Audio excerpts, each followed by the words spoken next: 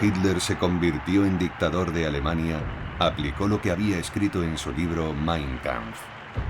Una raza más fuerte expulsará a las razas más débiles, porque el impulso vital aplasta al débil para dar más espacio al fuerte.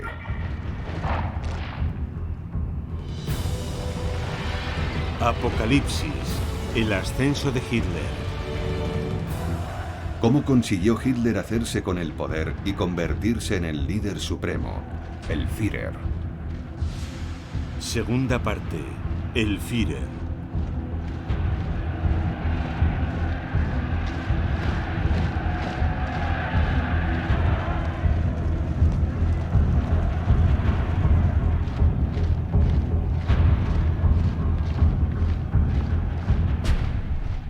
Nuremberg, 1929.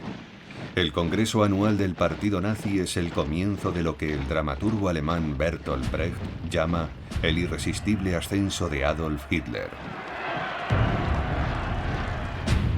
La devastadora crisis económica originada en Estados Unidos hace estragos en todo el mundo, y especialmente en Alemania.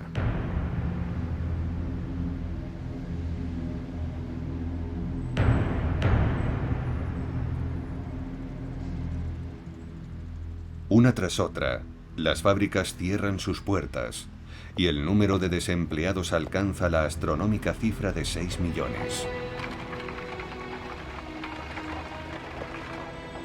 Desesperados, muchos alemanes se vuelven hacia los nazis o hacia los comunistas, que también tienen sus grupos paramilitares con sus propios uniformes.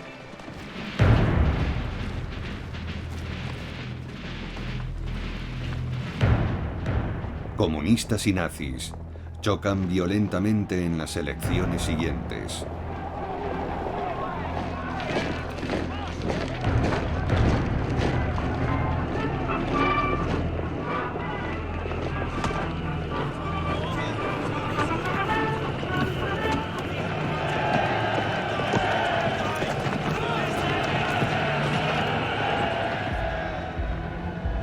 Hitler provoca el desorden y al mismo tiempo proclama ser el único hombre capaz de detenerlo.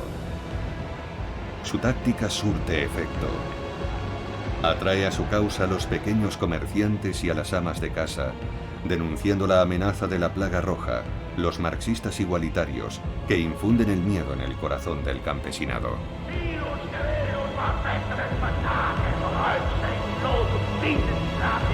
El resultado es asombroso. 100 diputados electos nazis entran en el Reichstag, el Parlamento alemán. Hitler es ahora el líder de la segunda fuerza política del país tras los socialdemócratas. Las clases altas que desprecian a Hitler no están especialmente preocupadas. Stefan Zweig escribe: para ellos el poder siempre había estado reservado a los varones, a los príncipes, a los que se habían educado en la universidad. Nada cegaba más a los intelectuales alemanes que el orgullo de su cultura.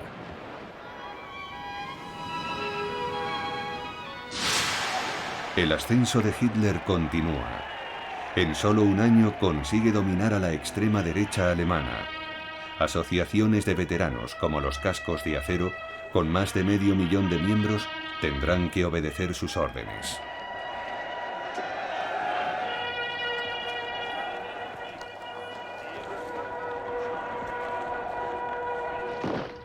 Tras su imagen dominante, Hitler oculta un terrible secreto.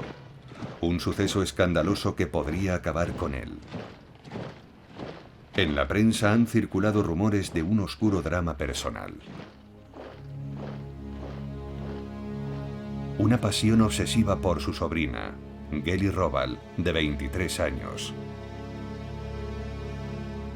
a la que amaba irracional y posesivamente. Geli terminó quitándose la vida tras vivir con él en su piso de Múnich. No sin antes confesar a una de sus amigas: mi tío es un monstruo. Nadie puede imaginar lo que me obliga a hacer. Quería abandonarle y ahora está muerta. Una campaña de prensa le acusa de perversión sexual e incluso de haber hecho asesinar a Geli. Profundamente deprimido, Hitler amenaza con suicidarse. Su camarilla, preocupada, decide actuar. Su fotógrafo, Heinrich Hoffmann, le presenta a una de sus secretarias. Se parece a Geli y se llama Eva Braun. Tiene 19 años, pero es bastante desenvuelta. Parece perfecta. La popularidad del líder del partido nazi cautiva a la joven. Hitler la convertirá en su amante secreta. Se define como un soltero casado con Alemania para ganarse las simpatías de las votantes. Las alemanas ya tienen derecho a votar, gracias al movimiento feminista. Eva Braun es una entusiasta del deporte. Sueña con ser actriz y actuar en Hollywood en una película de Tarzán.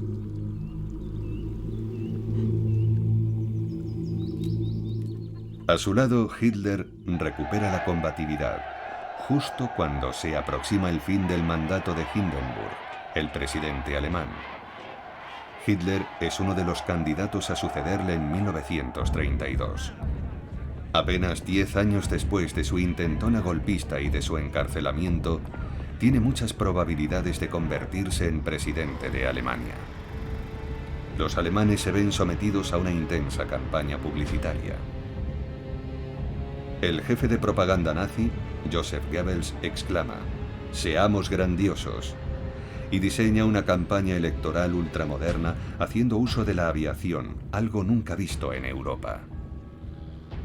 Para ello cuenta con el mayor avión comercial de la época, gracias al director de la compañía aérea Lufthansa, que no deja pasar la oportunidad de obtener publicidad gratuita. Hitler, con casco de cuero, emprende una gira por más de 100 ciudades alemanas para reforzar su popularidad. Su piloto, Hans Bauer, recuerda: «Volábamos hiciera el tiempo que hiciera, incluso en plena tormenta. Jamás contempló la cancelación de un mitin. La gente acabó perdiendo el miedo a volar». La conclusión de Bauer era que Hitler había contribuido a la expansión del tráfico aéreo.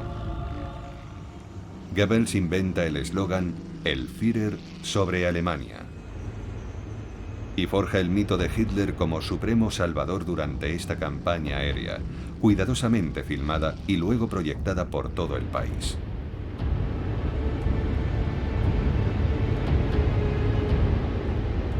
Pero Goebbels no puede relajarse.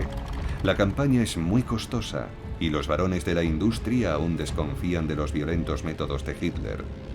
Los nazis cobran el equivalente a €1 a todo aquel que acuda a escucharlo. Pero esto no los disuade, sino todo lo contrario. Un testigo, von Spaun, describe su reacción.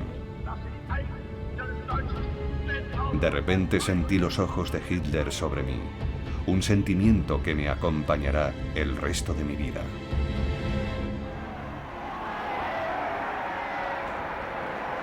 Una semana antes de las elecciones, Hitler reúne a 100.000 berlineses desencantados de los partidos tradicionales, aparentemente incapaces de enfrentarse a la crisis. Una joven de 20 años, Jutta Rüdiger, está entre la multitud. «No puedo explicar la situación a la que nos había llevado el paro. Realmente pensábamos que solo Hitler podía sacarnos de aquella miseria». Nadie habla de las decenas de miles de personas que se asfixian año tras año por esta terrible desesperación. Con su discurso pseudosocial, Hitler se convierte en uno de los candidatos favoritos. La prensa se ensaña con él. Para la derecha, Hitler es el paradigma del aventurero político. La izquierda le dedica insultos más personales. Le describen como un afeminado, un estafador medio loco, un charlatán vanidoso, un falso tipo duro con una fusta de piel de rinoceronte. El presidente saliente, el mariscal Hindenburg, es un monárquico reaccionario, pero recibe el apoyo de la izquierda. Esta paradoja refleja el creciente peligro que representa Hitler, como expresa su más encarnizado oponente, el socialdemócrata Otto Wels. No debemos perder más tiempo.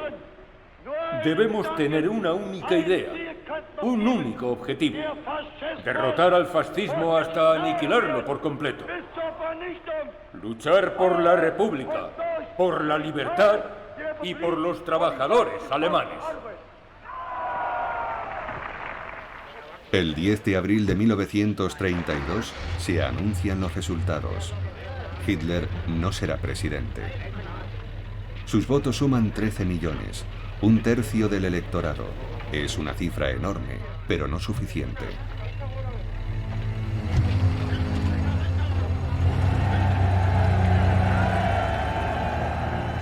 Hindenburg, reelegido gracias a los socialdemócratas, no quiere depender de ellos, por lo que promueve unas nuevas elecciones. Y Hitler, que continúa su irresistible ascenso, reanuda su campaña. Llega a dar 5 discursos diarios y su séquito está agotado. Uno de sus íntimos comenta: éramos como el preparador que vuelve a poner en forma a su boxeador entre asalto y asalto. Pero Hitler se alimenta de las multitudes y se deja llevar por su propia vehemencia. Nuestros adversarios creen que los nacionalsocialistas, y yo en particular, somos seres intolerantes e imposibles. Nos critican por negarnos a cooperar con los demás partidos. Pues bien, esa gente tiene razón. Somos intolerantes. Mi objetivo es barrer de Alemania a los 30 partidos. Para Hitler, el primer partido a eliminar en la campaña de 1932 es el Partido Comunista. Encomienda la tarea a las SA. Ya cuentan con 400.000 miembros y se financian ellos mismos. Cada uno paga su uniforme y equipo. Uno de ellos, Wolf Teubert, trabaja en un delicatessen en Hamburgo y está listo para incorporarse a su unidad motorizada en cualquier momento. Afirma: solo tenía una idea: dar la vida por Alemania. La humillación del Tratado de Versalles me había convertido en un apasionado defensor de Hitler.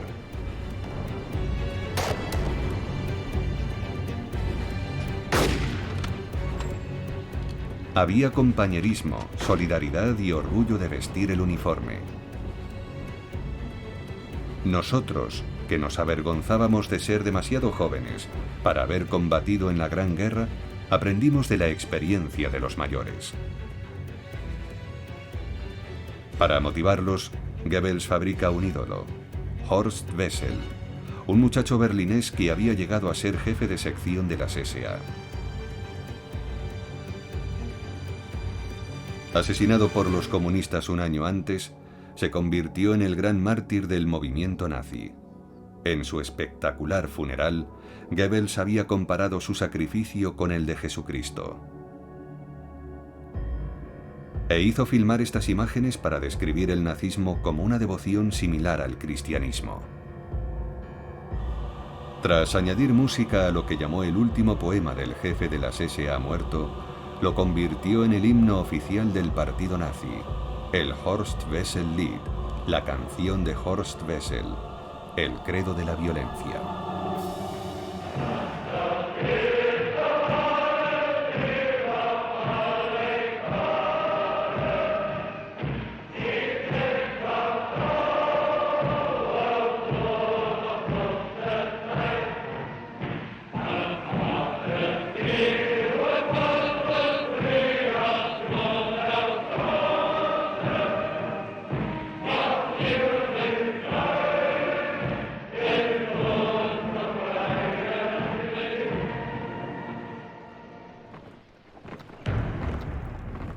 El Frente Rojo es la milicia comunista. Y como los trabajadores rusos, siempre visten blusones y gorras. Todos estos militantes, hombres y mujeres, están inspirados por sus ideales. Y también tienen sus canciones de combate.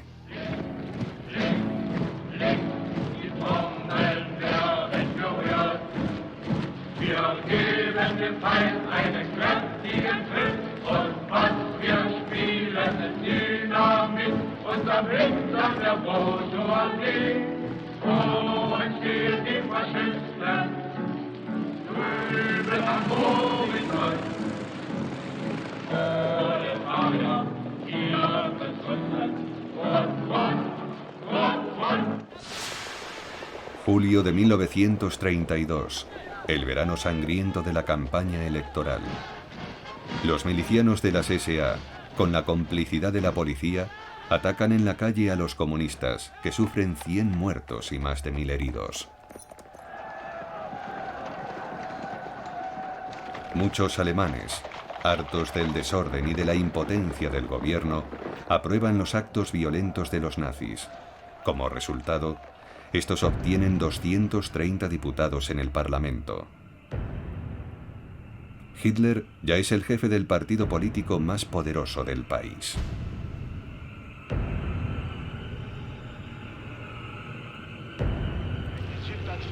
Por primera vez, tiene el poder al alcance de la mano.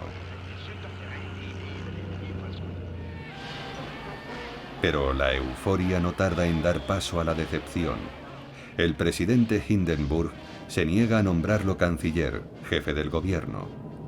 Y dice a Hitler: ante Dios, mi conciencia y la patria, no puedo otorgar el poder a un partido tan intolerante como el suyo.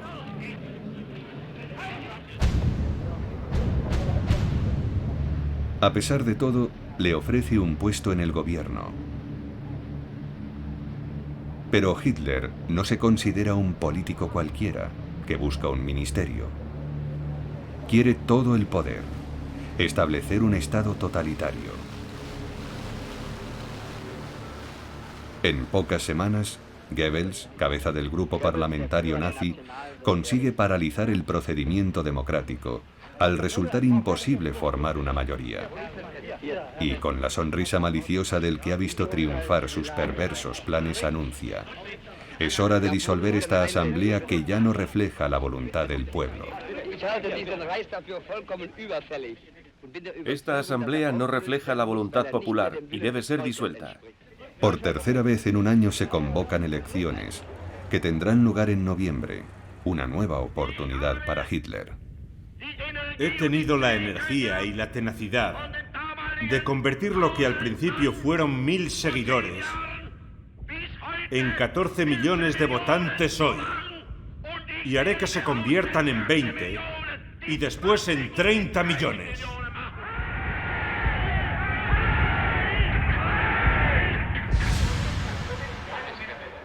El resultado de las elecciones es una amarga decepción para Hitler. Rodeado por las SS, su guardia personal, reflexiona sobre el fracaso. Ha perdido 2 millones de votantes y 40 escaños. Goebbels declara: hemos sufrido un revés. Hitler se negó a formar parte del gobierno y los votantes no lo han entendido. Goebbels lee con amargura los comentarios de la prensa extranjera. En Londres, el Daily Herald afirma: el hitlerismo como fuerza política ha muerto. El diario francés Le Populaire, editado por el eminente socialista Léon Blum, titula su editorial: El fin de Hitler. Pero no es así. 3 meses después, Hindenburg, incapaz de formar mayoría, termina por capitular y nombra a Hitler canciller de Alemania.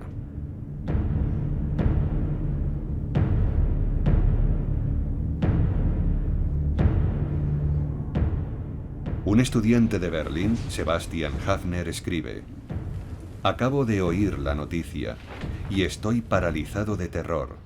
Por un instante me parece oler la sangre y el barro. Veo algo peligroso. como la gran zarpa de un depredador, desgarrándome la cara con sus garras.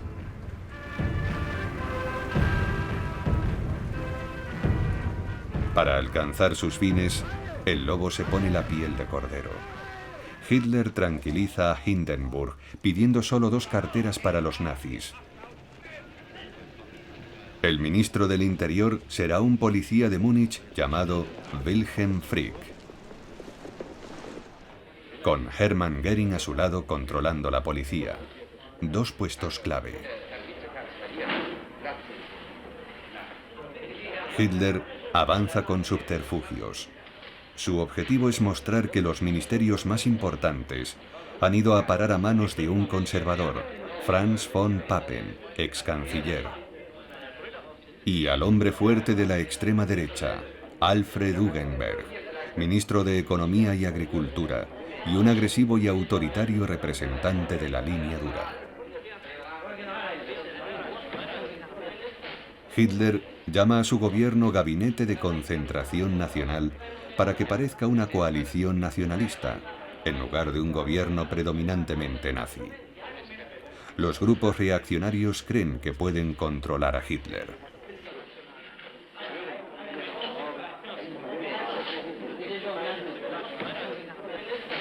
Von Papen comete un error que le costará caro cuando dice a Hugenberg: Hitler es nuestro hombre, a lo que éste responde: nosotros lo supervisaremos.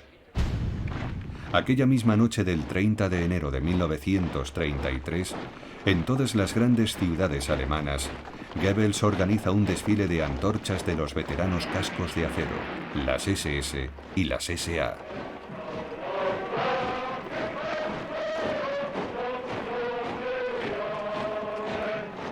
Goebbels cifra la participación en 1 millón de personas, pero el agregado militar británico calcula que no superó los 15.000 y que Goebbels les ordenó dar vueltas por el mismo lugar durante horas.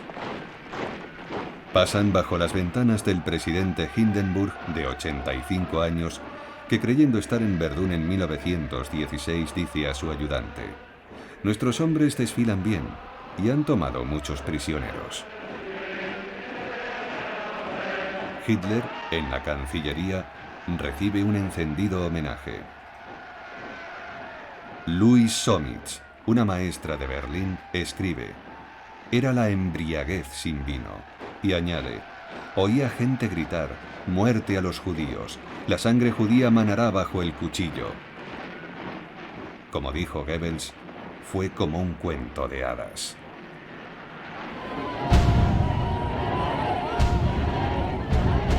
En el Palacio de los Deportes de Berlín, Hitler lanza su primer discurso como canciller. Su plan es conseguir el poder absoluto, pero paso a paso.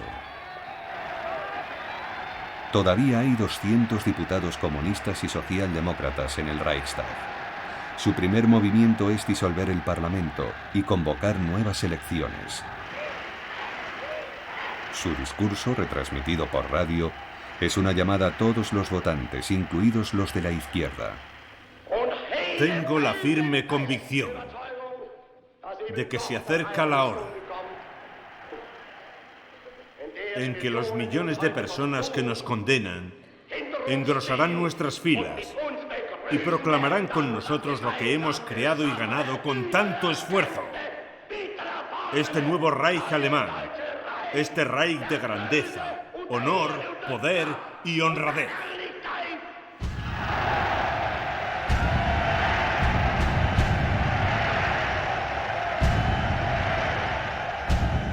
Con este discurso conciliador, Hitler prosigue su avance sin quitarse la máscara. Pero Goebbels quiere dejar las cosas claras apelando al antisemitismo y la violencia para satisfacer a la base de los votantes nazis. Si los periódicos judíos creen que pueden intimidar al movimiento nacionalsocialista con sus veladas amenazas, más les vale ir con cuidado. Nuestra paciencia tiene su límite, y un día les cerraremos esas bocas judías insolentes y embusteras.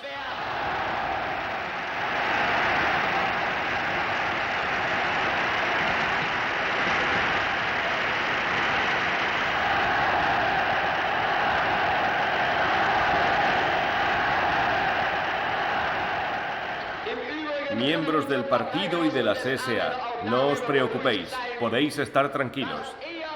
El final del terror rojo, su final definitivo, está más cerca de lo que creéis. Y pronto les daremos a los seguidores de Karl Liebknecht la mayor lección de su vida.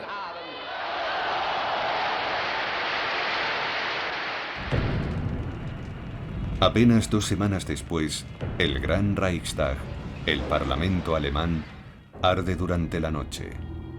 El poderoso símbolo de la democracia alemana queda reducido a cenizas.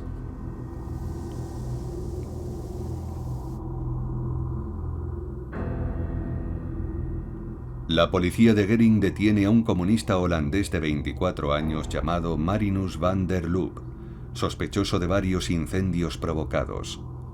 En un juicio rápido es declarado culpable y después guillotinado. Pero los grandes beneficiados del incendio han sido los nazis. Hitler y Göring avivan el fantasma del complot rojo. Göring hace detener a 4.000 comunistas, incluidos sus dirigentes. Pero el Partido Comunista aún no está ilegalizado. Hitler quiere mantener la apariencia de legalidad hasta que se celebren las elecciones legislativas, en las que espera consolidar su poder.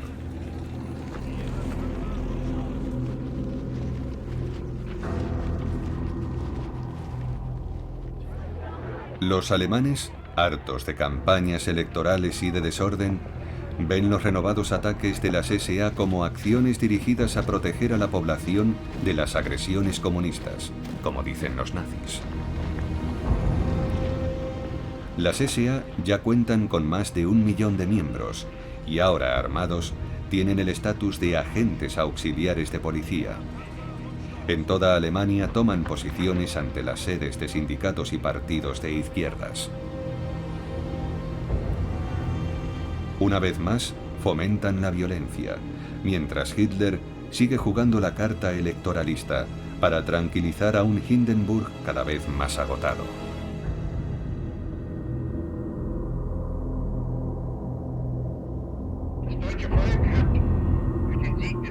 Göring, amenazador en su sillón gótico mientras juguetea con su puñal, anuncia oficialmente el resultado de las elecciones.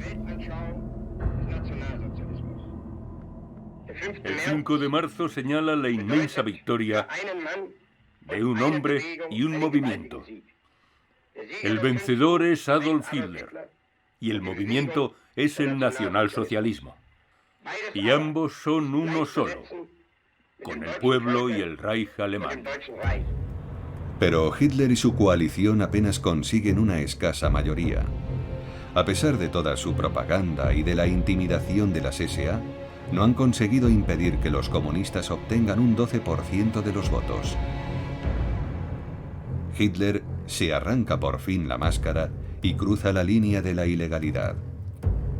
Invalida la elección de los parlamentarios comunistas, los hace arrestar y los envía a los campos de concentración de Oranienburg, cerca de Berlín, y Dachau, en las proximidades de Múnich, que los nazis acaban de construir.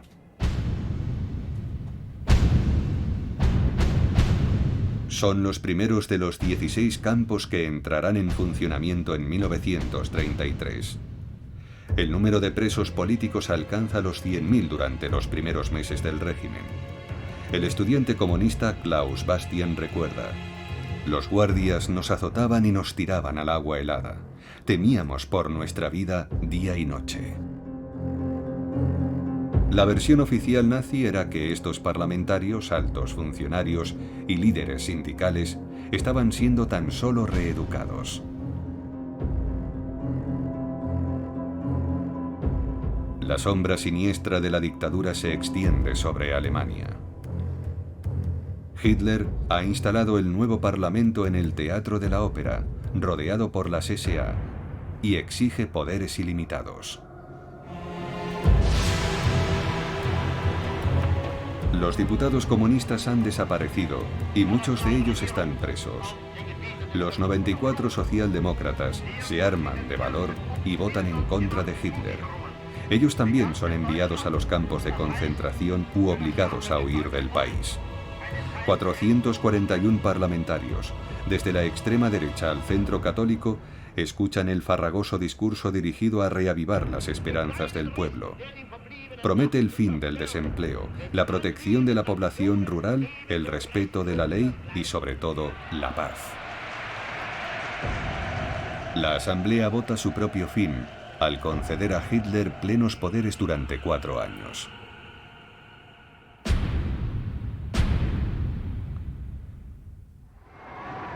El presidente Hindenburg ya no puede oponerse a las decisiones del canciller. Entre vítores, muere la democracia en Alemania.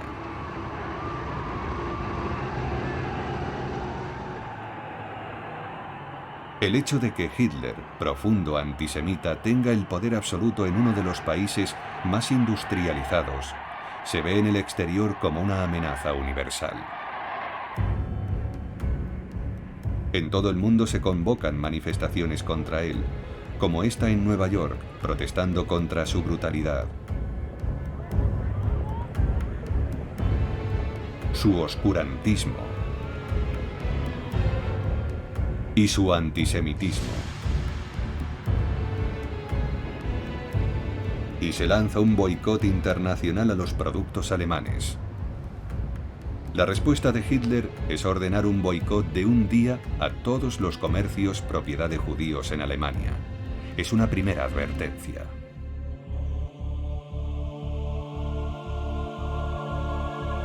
Un cineasta aficionado, con la ayuda de su esposa, pone a prueba la determinación de los nazis que montan guardia ante los negocios judíos.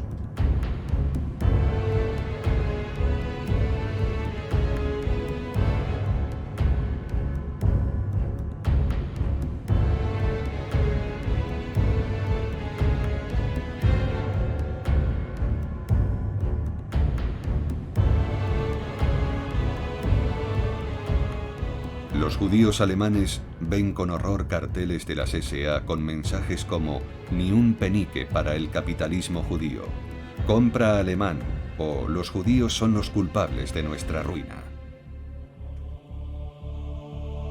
Es el principio de la persecución. Edwin Landau, propietario de un gran comercio en Prusia Oriental, escribe antes de emigrar a Palestina con su familia. Cambié por completo en apenas unas horas. Este país y su pueblo, a los que había respetado y amado, se habían convertido de repente en mis enemigos. Yo ya no era alemán, ni tenía derecho a serlo. Me avergonzaba de haber pertenecido a esta nación, de la confianza que había depositado en tanta gente que ahora se quitaba la careta, para mostrarse como mis enemigos.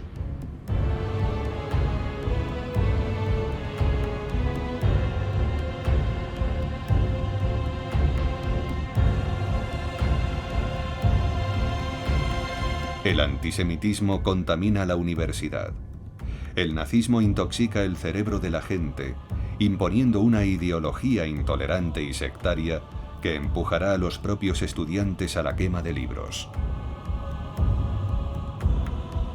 Con la ayuda de colegiales y bajo la dirección de miembros de las SA, son requisados por todo el país, en bibliotecas, librerías y editoriales, los libros que reflejan lo que Hitler denomina espíritu anti-alemán. En la lista negra nazi hay autores como Karl Marx, Sigmund Freud, Stefan Zweig y otros 300 escritores, sobre todo judíos o comunistas. 12.000 títulos son condenados al fuego, cientos de miles de ejemplares, y las SA preparan las piras. En una retransmisión radiofónica desde la Plaza de la Ópera de Berlín, Goebbels lee un sermón en un auto de fe propio de la Edad Media. Queridos estudiantes, hombres y mujeres alemanes, la era del intelectualismo judío ha terminado. El alemán del futuro no solo será un hombre de letras, sino un hombre de carácter.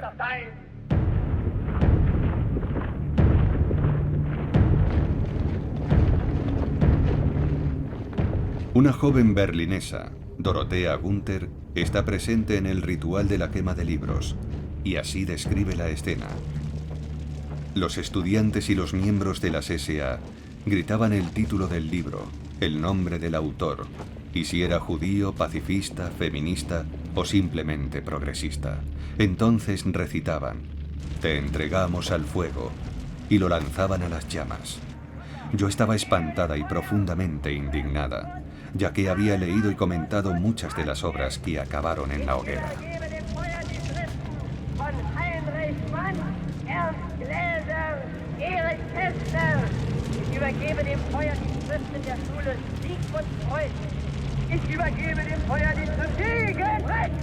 El líder socialista Leon Blum escribió: "Era necesario en Alemania que los comunistas y los socialdemócratas lucharan juntos". Los socialdemócratas no estaban dispuestos a hacerlo, y los comunistas tenían órdenes concretas de Moscú. Ninguna alianza con los socialdemócratas, a los que llamaban sociotraidores. Las órdenes de Stalin fueron un regalo para los nazis.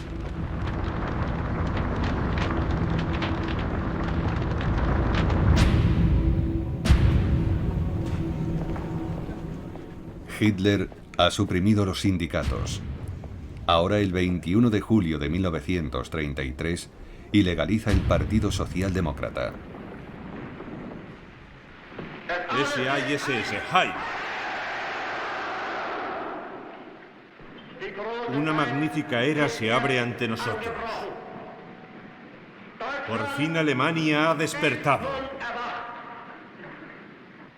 Hemos conquistado el poder en Alemania. Ahora tenemos que conquistar al pueblo alemán.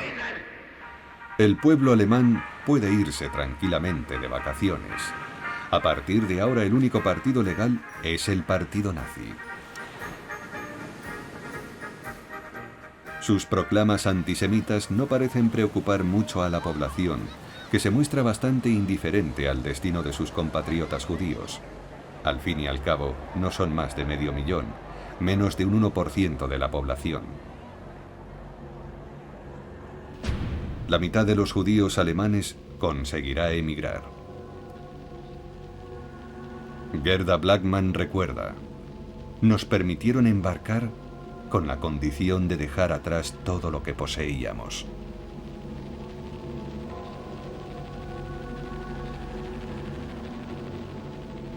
Los judíos alemanes más pobres no pudieron salir del país.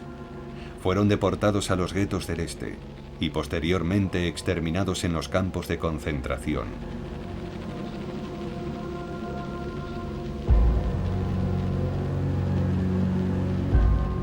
Los opositores al régimen huían si podían, a donde podían. Sobre todo a Francia, donde quedarían atrapados por la ocupación alemana durante la guerra, para ser finalmente entregados a los nazis. Muchos de los que no pudieron irse a tiempo o decidieron quedarse y seguir luchando, fueron capturados y exterminados en los campos.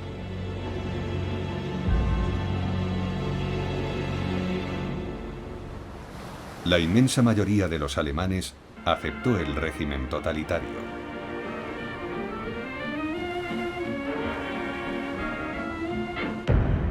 Algunos comenzaban el día izando la bandera con la esvástica, el nuevo emblema oficial de Alemania.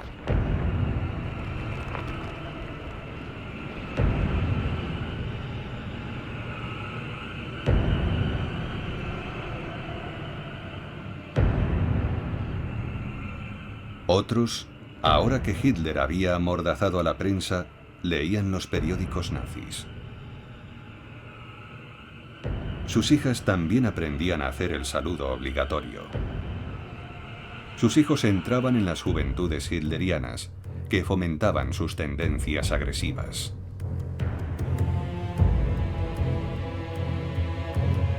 En los colegios, los maestros enseñaban a sus alumnos a manejar armas de fuego.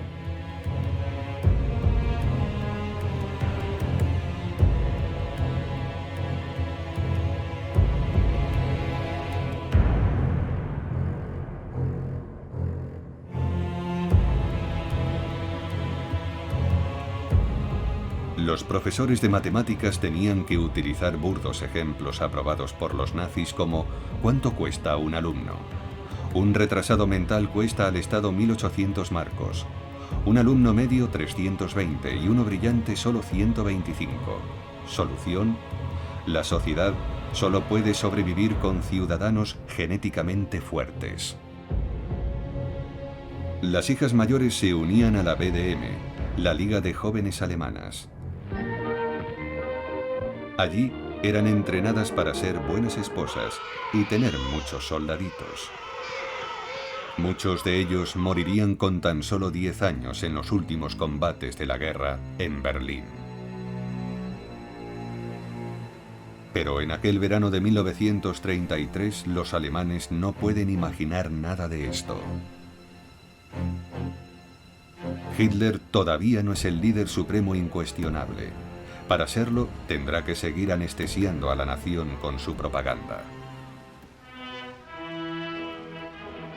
Un ejemplo es la película La Victoria de la Fe, que muestra el primer congreso del partido nazi, ahora el partido único, después de la toma del poder.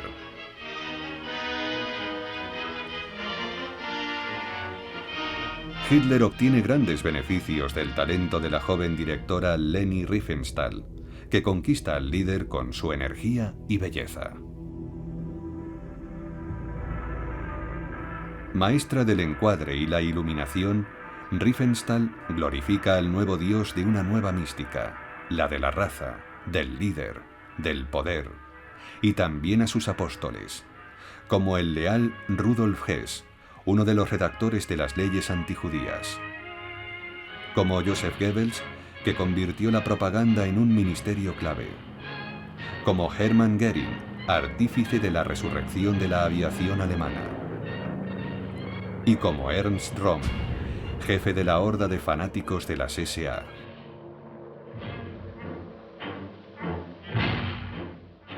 Nada hacía sospechar que esta película sería prohibida un año más tarde, porque Röhm, cómplice de Hitler desde el fallido Putsch de 1923, será acusado de traición. Quizá porque está demasiado cerca de Hitler, o porque las SA han llegado a tener demasiado poder. Con 2 millones de miembros, su fuerza rivaliza con la del ejército. Para ganarse el apoyo de este, Hitler eliminará a Röhm.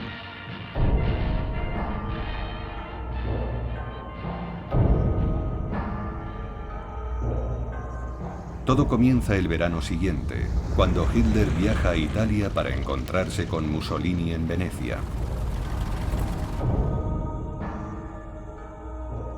Hitler queda impresionado por su colega y modelo, casi 6 años mayor que él, cuya aprobación necesita para su plan de anexionarse a Austria. Mussolini se la niega. No quiere a los alemanes en sus fronteras. Y no le gusta Hitler, del que dice: «Me recuerda a un fraile parlanchín». Perfecto conocedor de que Hitler no tiene fuerza naval, le acompaña en una visita a Venecia que comienza intencionadamente por su flota de guerra. Hitler regresa a Berlín mortificado. Ahora ya sabe que hasta que reconstruya las fuerzas armadas no podrá seguir adelante con sus planes.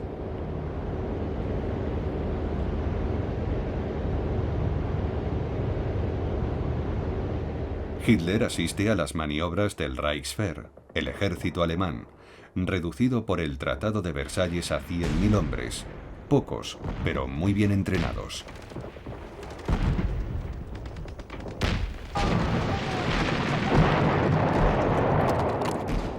Pero para hacer la guerra necesitará generales, almirantes, oficiales, estrategas y especialistas bien entrenados.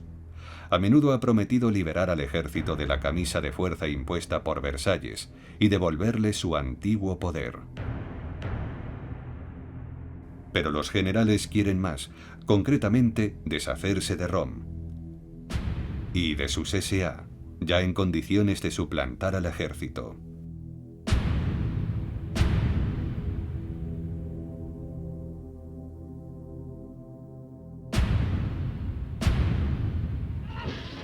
También critican duramente a Rom por sus delirios de grandeza.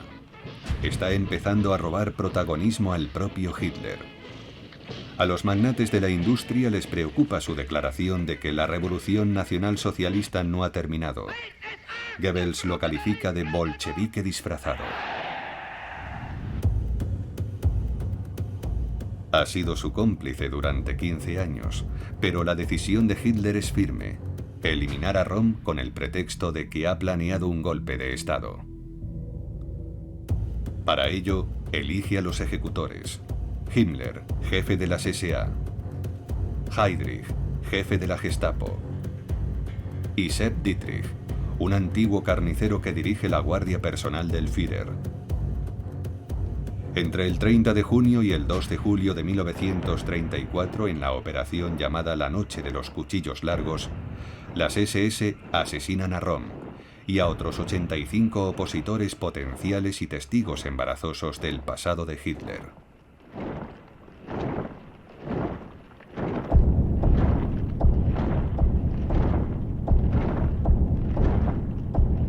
Desaparecido Rom, las SA pierden todo su peso y solo son desplegadas para mantener el orden.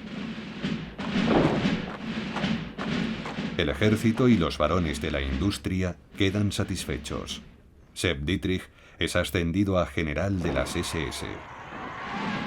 En la siguiente película de Leni Riefenstahl, El triunfo de la voluntad, sobre el Congreso del Partido Nazi de 1934, solo los uniformes negros de las SS marchan detrás de Himmler.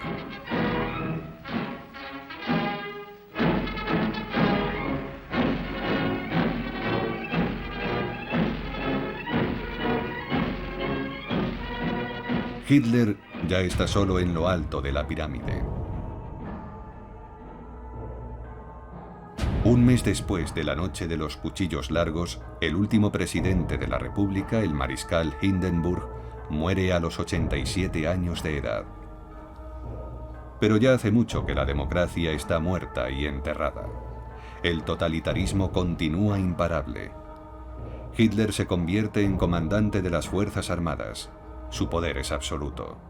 Todos los soldados juran lealtad al Führer, nuestro líder, y el líder del pueblo alemán, Adolf Hitler. Adolf Hitler!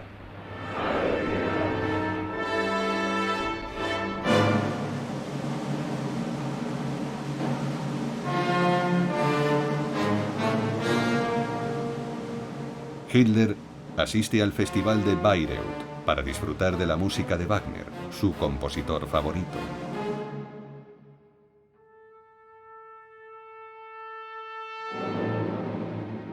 La nuera del compositor, Winifred Wagner, que le ha apoyado desde sus duros principios, le da ahora la bienvenida como señor de Alemania.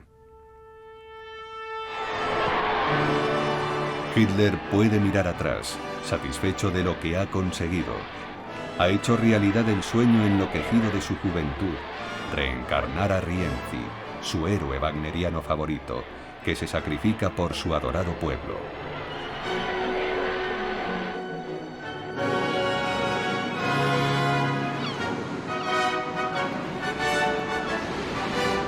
Como Sigfrido, navega por el Mar del Norte en pos de sus fantasías, acompañado por los que ayudaron a crear su figura, ahora incapaces de controlar a este nuevo golem, el monstruo fantástico de barro que ciega a los humanos con su poder infernal.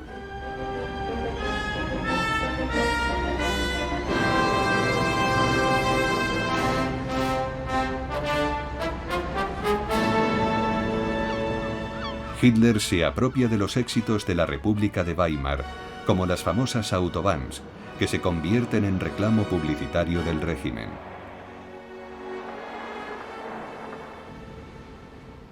Después promulga las leyes raciales de Nuremberg.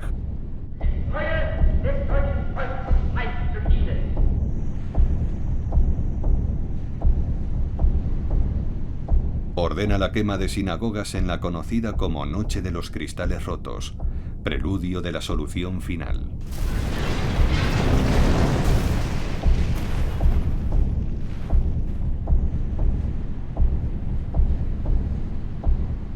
Viola el Tratado de Versalles, volviendo a ocupar las zonas desmilitarizadas en 1919.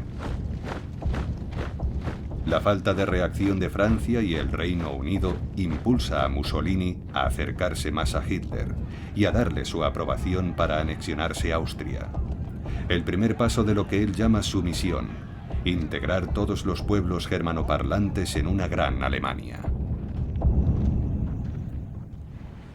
Intervendrá en la sangrienta Guerra Civil Española, enviando sus bombarderos a arrasar Guernica, contribuyendo decisivamente a la victoria de Franco sobre los republicanos españoles.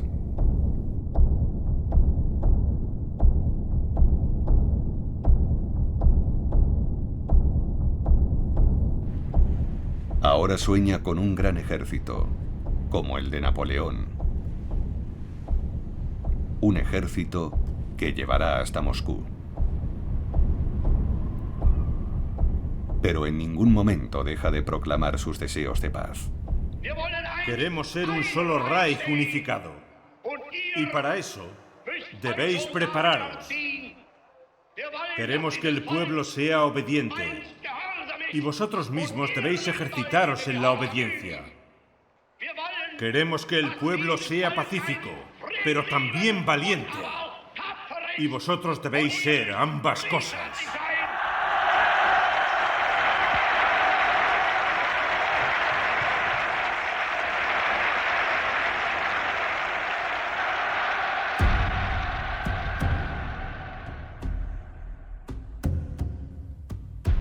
Los alemanes, saturados por discursos altisonantes y manifestaciones espectaculares, perderán el contacto con la realidad.